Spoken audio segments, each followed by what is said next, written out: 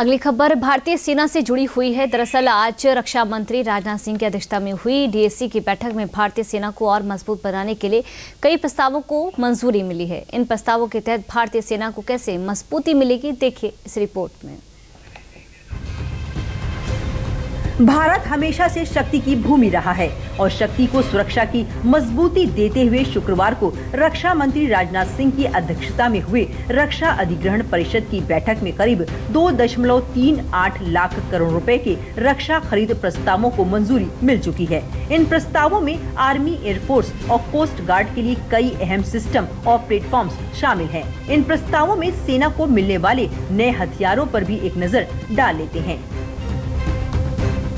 Air defence system, real time control, radio relay, सुरक्षित communication, धनुष gun, लंबी दूरी सटीक हमला, सर्विलांस, निगरानी मजबूत, टैंक गोला बारूद, एंटी टैंक ताकत। डीएसी की इस डील में भारतीय वायुसेना के लिए मीडियम ट्रांसपोर्ट एयरक्राफ्ट के साथ साथ भारतीय तटरक्षक बल के लिए भी heavy duty air cushion vehicles की खरीद को भी मंजूरी दे दी है।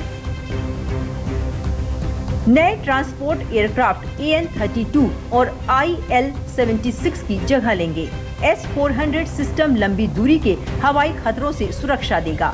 ड्रोन स्ट्राइक एयरक्राफ्ट से ऑपरेशनल और सर्विलांस क्षमता बढ़ेगी। Su-30 इंजन अपग्रेड से विमानों की लाइफ बढ़ेगी। इंडियन कोस्ट गार्ड के लिए होवरक्राफ्ट की मंजूरी।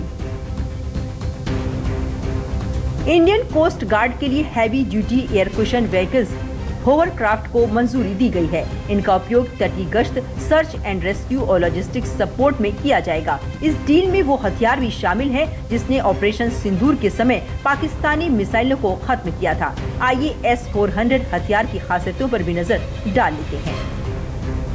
S-400 की सबसे बड़ी खासियत इसका मोबाइल होना है, यानी रोड के जरिए इसे कहीं भी लाया ले जाया जा सकता है। इसमें N2, N6E electronically steered phased array radar लगा हुआ है, जो करीब 600 किलोमीटर की दूरी से ही मल्टीपल टारगेट्स को डिटेक्ट कर सकता है।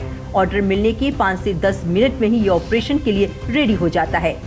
S-400 की एक यूनिट से एक साथ 160 ऑब्जेक्ट्स को ट्रैक किया जा सकता है। एक टारगेट के लिए 2 मिसाइल लॉन्च की जा सकती है।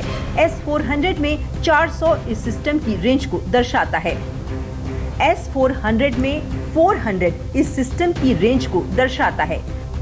भारत को जो सिस्टम मिल रहा है उसकी रेंज 400 किलोमीटर है, यानी ये 400 किलोमीटर दूर से ही अपने टारगेट को डिटेक्ट कर काउंटर अटैक कर सकता है।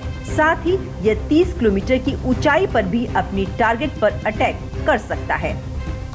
वित्त वर्ष 2025-26 में डीएसी अब तक 55 प्रस्तावों को मंजूरी दे चुका है, जिनकी कुल लागत 6.73 लाख करोड़ रुपए है। इसी दौरान 503 डिफेंस डील भी साइन की गई है, जिनकी कीमत 2.28 लाख करोड़ रुपए है। सरकार के मुताबिक ये किसी एक वित्त वर्ष में अब तक का सबसे बड़ा रक्षा खरीद और मंजूरी का आंकड़ा है।